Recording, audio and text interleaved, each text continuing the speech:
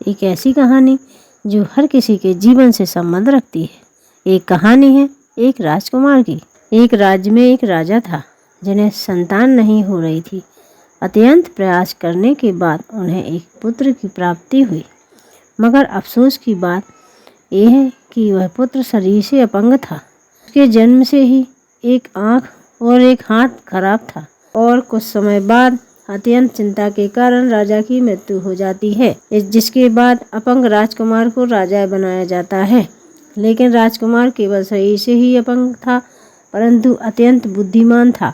उसमें राज करने की अनूठी क्षमता थी, जिसके कारण उसने प्रजा को कभी महसूस नहीं होने दिया है कि वह अपंग है।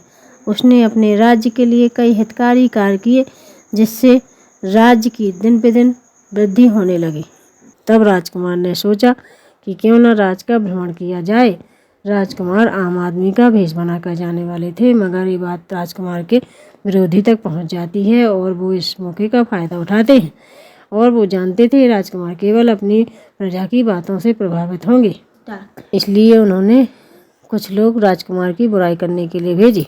और राजकुमार जब भ्रमण पर आए तब कुछ लोगों को ये कहते हुए सुना कि हम कितने दुर्भाग्यशाली हैं और हमारा राजा अपंग है, जो अपने हर एक फैसले से जनता का बुरा कर रहा।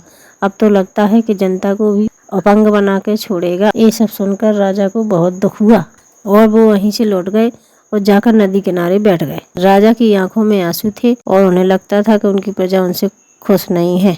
तभी वहाँ पर एक साधु आते हैं, जो देखते हैं कि एक व्यक्ति अत्यंत दुखी है। वो जाकर उस व्यक्ति से पूछते हैं और वो राजा उन्हें सब कुछ बताते हैं।